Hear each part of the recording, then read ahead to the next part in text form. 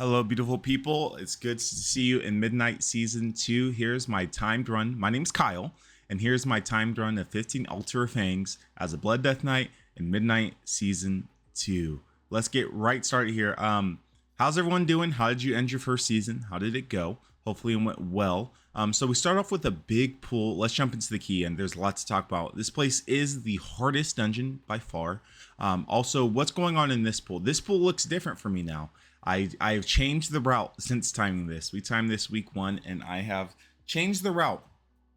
So what is going on in this pool? A lot of interrupts. There's a lot of interrupts from their primal serpents who will cast a haste down that you want to make sure you're killing. On top of that, the twin fang harrower will do a frontal. You'll see like the big green spooges that he puts out, the big green lines, and he'll spin in a circle with them. So you just want to avoid that.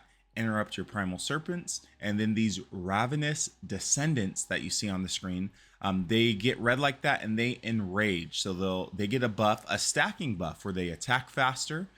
And how do you get rid of that? You just kite away for like a second or 2 seconds. You don't have to kite for a long time at all. But yeah, that pool can be scary because there's a lot of goop on the ground from these little leeches. But outside of that, you're really not doing nothing much. Grab these ravenous descendants, and I'm going up here up top to pick up these guys. Now, what is scary about this pool? So this pool, you have these ravenous descendants that we still have to look out for. You have these primal serpents who will cast the haste down piercing hist, as well as fetid spit. But you also have this ritual chieftain who will cast blood sacrifice there, who will summon a bunch of nagas and then hit you for healing reduction. So you want to be careful of that. Actually, super pro tip here. I just found this out actually like a day before recording this video, but you can actually LOS that ritual shift in so you don't get the healing absorb. How do you do that? You LOS right before the nagas hit you, and you don't get the healing absorb. So I was told this is week 1. We're trying a lot of things, but I saw someone do that in the 17. So just keep that in mind here.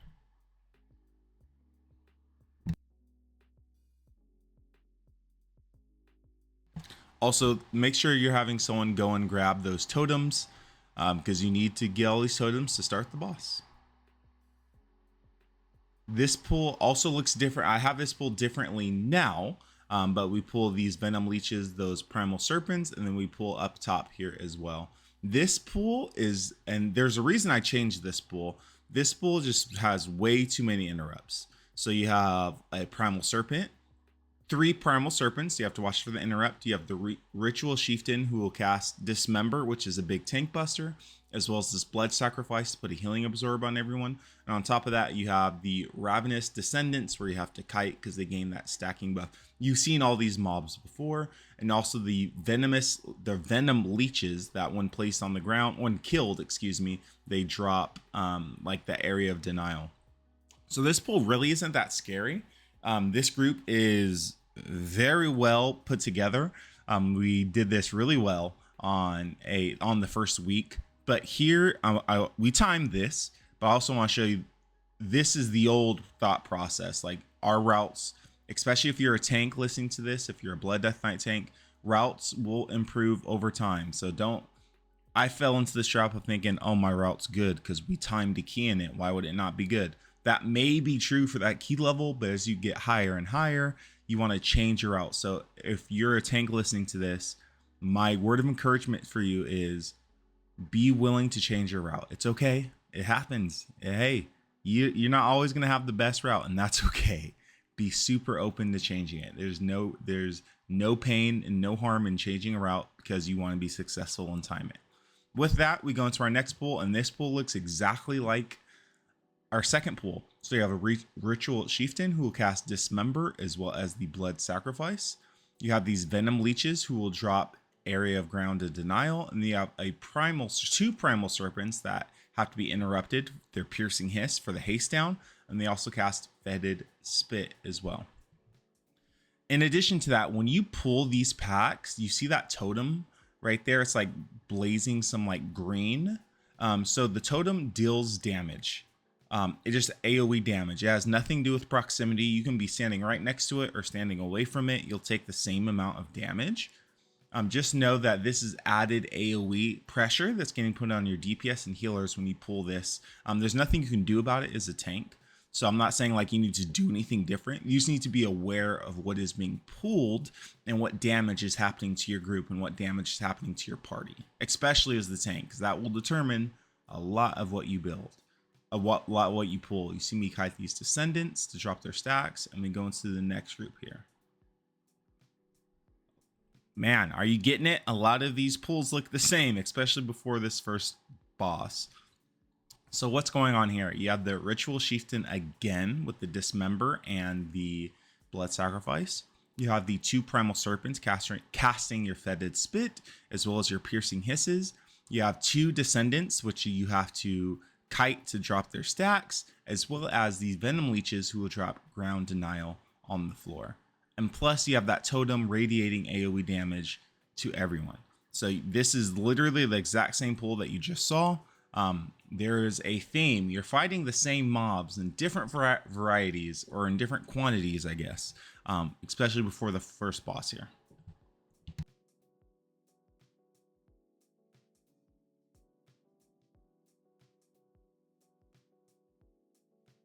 So for this pull, we have two Twin Fang Horrors. Now this is week 1. Surely this will get changed. This route will change as more people become accustomed to this dungeon and 2 high keys. I'm sure when I post my 20 Altar of Fangs, this will look very different route wise. But I've seen some tanks, and me included, pull these Twin Fang Horrors with that pack previously, and that is a recipe for failure, my friends. Just pull these 2 alone. What happens? They cast Paralyzing Shot, which puts a dot on you or your team as well. And they do this Toxic Breath, where it's just the straight lines. They go in a circle, counterclockwise or clockwise, and you just kill it. These mobs aren't inherently dangerous by themselves, but pulled with another pack, they are dangerous. So my recommendation for week 1, week 2, possibly week 3, is you pull these on their own. But like I was talking about route earlier, I'm sure these will get pulled with the previous pack as we get higher keys.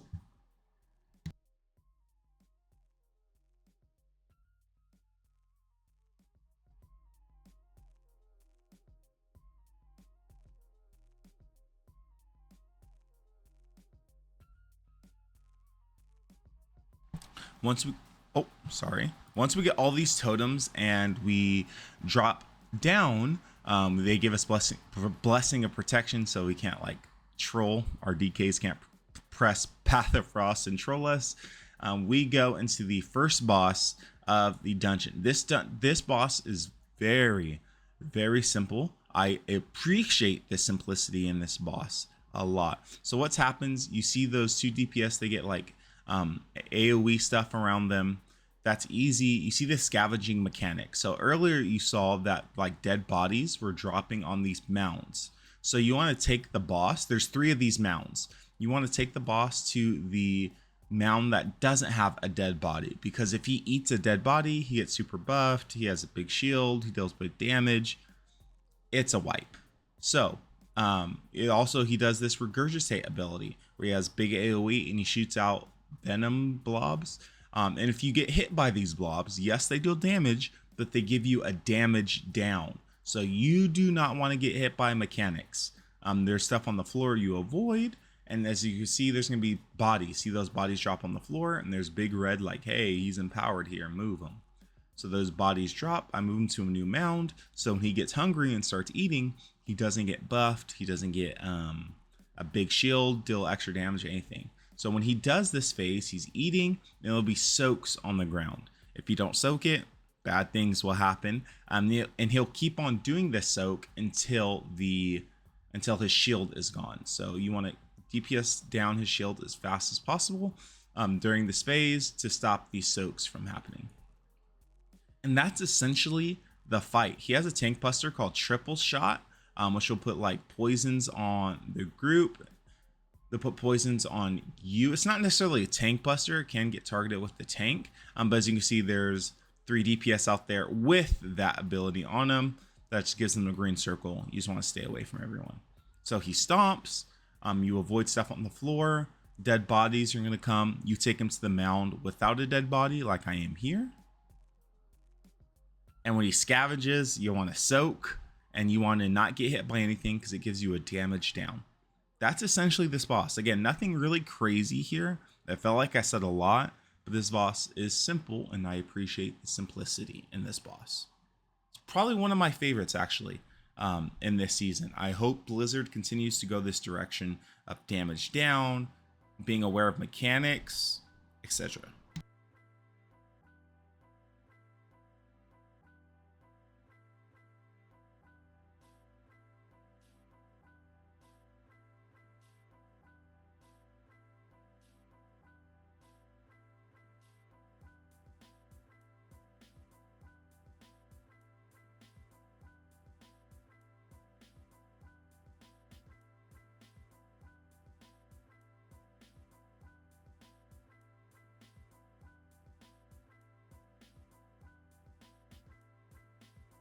So there, after the first boss, we go into this part of the dungeon. In my opinion, is the easiest part.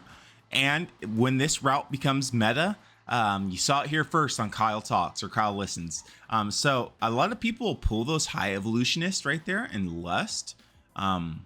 We don't do that here. This is a by far simpler pull and easier if we just pull to the side. We avoid that double evolutionist and we save Lust for boss. We did Lust here. That is not where I would Lust now today, but they're very used to already lusting here. So we just run on the side here. There's going to be, we kill these evolutionists, then we go into the next pack. This can look hectic. Why can this look hectic? Because there's lots of blood and stuff on the ground, and a lot of people are like, whoa, there's a lot of stuff on the ground. Very easy to avoid. It looks a lot more hectic than it is because there's lots of bodies going on. There's stuff on the ground. This does not mean it's hectic. This is actually very easy, and we're able to save our Lust. He got stuck in a bad spot there, or stuck on this guy. We talked about it after the key because I was asking my group, like, hey, what do you guys think of the route? So we talked about his, I think that's our only death here, actually. I think we may have one more, but that's our only death, and it was very avoidable. So why do we go around the side like this? Because we want to save Lust for the boss. And this is very easy to get around. There's high evolutionists that we just interrupt and grip. And we're only dealing with 2 of them instead of dealing with 4 of them. On top of that, we have this Rattling Wraith. So what's this Rattling Wraith going to do? He's going to cast something called Rattle, which is just physical AoE damage to everyone. He also casts a tank buster called Corrosive Fang. We can AMS that. It's just a damage increase. I scrolled over it for the video. I didn't know we were going to time this and I was doing it, but I was like, I don't know what that does. Let's, if this gets made a video on, you probably want to know what that does. But you can AMS that Corrosive Fang. So TLDR, what's going on in that pool? Lots of area of denial because of these blood letters, and it's very easy to avoid. Again, that can change. I don't think I have the best route, at least not yet. So that can very much change, but I enjoy going around to the side because you deal with less mechanics overall, and it's easier to deal with. So once we go through that side, and again, ideally with that, you want to save Lust for the boss. Our shaman, I believe, lusted because he's very used to, I mean, I can't blame him. I didn't say beforehand to save Lust, so no harm, no foul. But ideally, you'd like to save Lust for the splitting of this second boss. So there's really 2 packs, depending how you pull it, maybe 3 before the boss here. So this should be, especially with this route, your fastest way to get to the boss. Remember, as a tank, your goal is to have to pull as least dangerous in as few packs as possible in between bosses. With that in mind, we pulled pretty least dangerously. So I'm curious your thoughts on that part right there. And what do you think? Good, not good, etc., etc. Let me know what you think here. So we kill all these packs and we go straight into the Writhing, I'm not sure how to say that, Coil. There's a theme here. This boss is very, very simple, and I actually appreciate that and hope Blizzard keeps going in this direction. So the reason why we're taking this boss to a corner here is because the boss will do a frontal and run to the edge of the room based on players. So if all of the players are in the same spot, if all the players are in the same spot, he'll run to the corner and he's already there. So we're keeping up uptime and we're keeping up where the boss is. We don't have to move. We don't have to be immobile. All in the name of uptime. As you can see, he does that, goes to the edge of the room. Since we all baited it to the side, it's very, very easy. We don't lose any downtime. We get to continuously hit him. He does a frontal that you want to avoid, and he does this death rattle. So what this is going to do is it's going to tether everyone, and everyone has to run and break these tethers. Once these tethers are broken, a bunch of snakes will spawn. And then you just do big damage to these snakes. When they come back to the boss, they will be... The damage you do to these writhes happens to the boss. So this is where you would like to lust, pop your cooldowns, pop your abilities. You get big damage here, big cleave, and you can actually do a good bit of damage to the boss. And that's essentially rinse and repeat. Like I said, easy boss, and I enjoy it. You see that we got the bait to the side there. Not a crazy big deal, but especially as the season progresses and we get into higher keys, we want to make sure that we're baiting in the right spot, in the same spot ideally, just in the name of uptime. He does this tail scythe, which is a tank buster. Doesn't really do a lot of damage at all. It puts a dot on us, and the boss will cast an ability called Toxic Atrophy. What is this ability, and why do we want to interrupt it? This is our damage down ability. So we want to make sure he casts it 3 times. So if all 3 casts go off, that's 2 for 60% damage decrease. So you want to make sure you're interrupting Toxic Atrophy, because it's damage down. And even if one of those casts get off, it's GG. The group, it's done. This boss is cooked. On lower key levels, you're okay. But especially as you push into higher key levels, if even one of those gets off, it's cooked. But that is essentially the fight. Again, now we're just going rinse and repeat. Again, really well done, Blizzard. I would love to see more bosses like this, especially in Mythic Plus. Well done.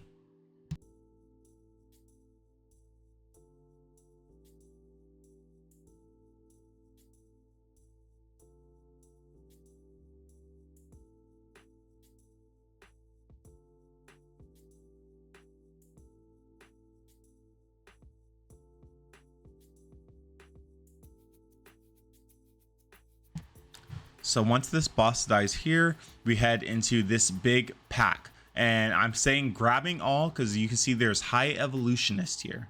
What do these high evolutionists do? They do big cast, and they cast scary things on people. He actually died to aggro there, so sorry, Demon Hunter. We also talked about this as well. Me and the Demon Hunter, we talked about this after the key was done. But yeah, I mean, that's a mixture. That's kind of on everyone. I didn't press enough blood boils to make sure I got aggro, and he even said like, yeah, I think I attacked too early. So we worked it out. We talked about it after this key. But why is this pool scary? Why is this pool potentially scary? Because there's 4 high evolutionists and 3 blade altars. Now what's scary, we've seen these high evolutionists, they cast that evolve mechanic, and if you don't pull them and interrupt them, they'll become very hard to stop. So you want to hard CC, stop, stun every time you see the evolve mechanic. Grip also works if you're a Death Knight. And they also cast Envenom, which is a bolt, and you want to interrupt that as much as possible. So, and that's why it can be dangerous, because there's 4 casters, there's different types of CC that needs to happen. So if the group's coordinated and everyone's pressing CCs and interrupts, it's really not a scary pool at all, but it has a possibility to if you're not interrupting. So as they destroy those totems, I grab these blades, and I pull this mini boss here. So what's going on in this pool? This pool is going to be hectic, but it's not as scary as it's hectic, I would say. So these Blade of the Altars, what they will do is they will jump to period. Remember the Rift Stalkers and Seed of Triumvirate? So these Blade of Altars will jump, and they're London RPers. They will stab you with some poison. And so they'll just do like stab poison here, stab poison there, stab poison here. And as well as that's about the extent of it for these blades. What this Ascendant Serpent does is he will cast Noxious Spray on the tank, which is like 7 seconds or 5 seconds of just knocking you back. He will cast tornadoes on the ground, poison tornadoes that you don't want to hit or you'll take damage, and he'll put a dot on everyone to put these little hatchlings that you see on the ground. So you want to make sure you spread out for that no one's hitting, and those hatchlings come out, you do big damage. So you have the blades jumping around, hitting everyone. You have the hatchlings that you need to DPS down. You have these poison tornadoes and a poison frontal to watch out for. Now, this group is good, but there's nothing like super scary happening in that pool. It looks hectic, yes, but not super scary. We're going on to a big pool here. So we're going to grab lots of Blade of Altars here. And you know what they do. And then we're going to pull this into Olatek's Chosen. Now, what's going here on Olatek's Chosen? You have these living venom orbs that will die and deal AoE damage when they die. So be careful of that. Have AMZs, have personals ready for these living denims.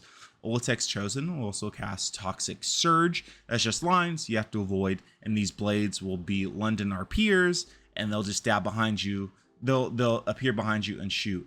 The Olatek's Chosen also has an interrupt to watch out for. So this pool is very scary to the party. This pool looks different for me now. No, because I didn't know what these orbs did when I recorded this video. Full transparency. I know now they deal AoE damage, and having that with a bunch of altars that will just come up behind you, London style, I don't think that that's the best routing method, but you live and you learn, and I want to be transparent with you guys. These routes are going to change over time. We grab these blade altars here and we pull it into this Twin Fang Horror. You guys have seen all these groups before. You have the different blades. You have 2 primal serpents that cast your fetid spit and piercing hiss, and you have the Twin Fang Horror who does the frontal that you just have to go clockwise. So this is kind of an amalgamation of everything. Wait till you see next pool. This is kind of an amalgamation almost of everything we've seen. Again, this pack is not scary. Just make sure you interrupt, you're dodging, and that's what's going on for this.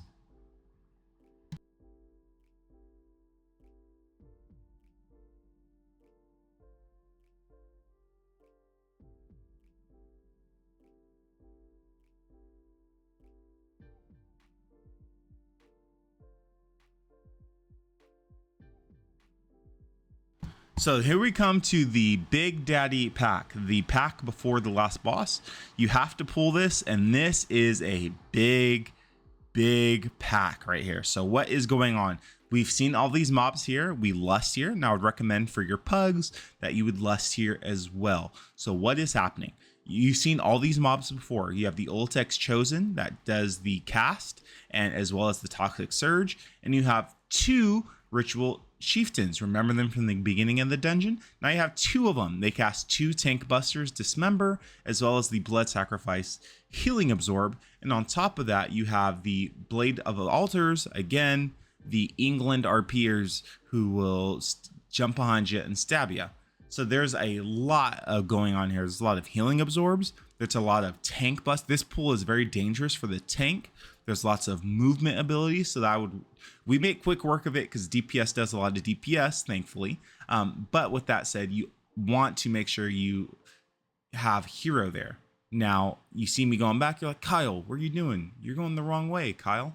I am grabbing funnel for the boss here. So you see me grab these blades here. I grab this one to get some aggro, and then we go to the boss.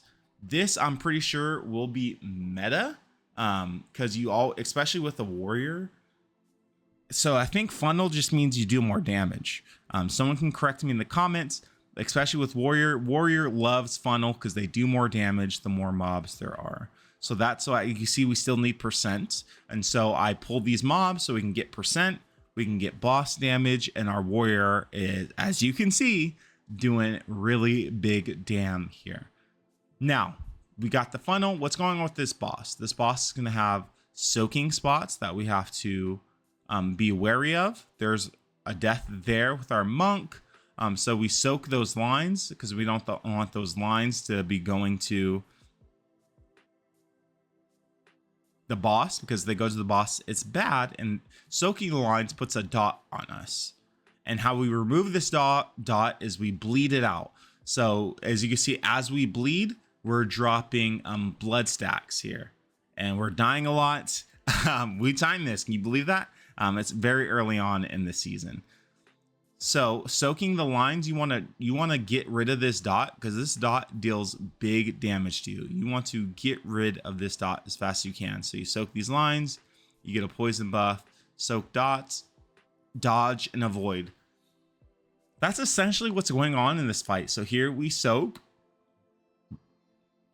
If it gets to the boss, bad things happen. So you want to avoid that. And then once that's taken care of, he's going to throw off these axe grinders. Those will one-shot you. You do not want to be in the initial cast. So do not be standing in the red as he casts that, because that will one-shot you. But you do want to get hit by it to drop stacks every once in a while, here and there.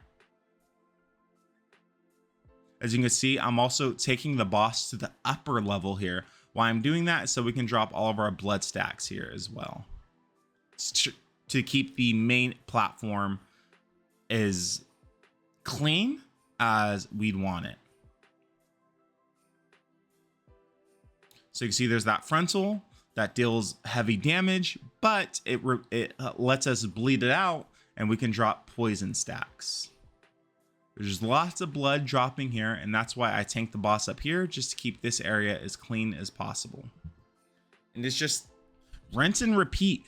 We soak, we bring the boss to the upper platform. He's gonna cast things and do stuff to us that will make us bleed. But the bleed is actually good, because we don't want these stacks of poison. The poison hurts way more than the bleed. So we want to make sure we're getting rid of it. And we're just rinse and repeat. We soak in the middle, and then I pull the boss up to the upper platform to keep this area, and you just rinse and repeat. There's a frontal that DPS want to get hit by if you have poison, to help drop stacks. You're always constantly moving boss to make sure that there's no blood stacks around the boss. And that's it. I mean, that's the boss. It's hectic. It's simple, but it's hectic. So Blizzard, please keep this up. I really enjoy this dungeon. Now for the elephant in the room, you can see I'm off by count by 1%. So we timed this, but we're gonna have to go and get some percent. Thank you, MDT. I trust MDT week 1, and it was wrong. So we're gonna have to go get some count after this boss.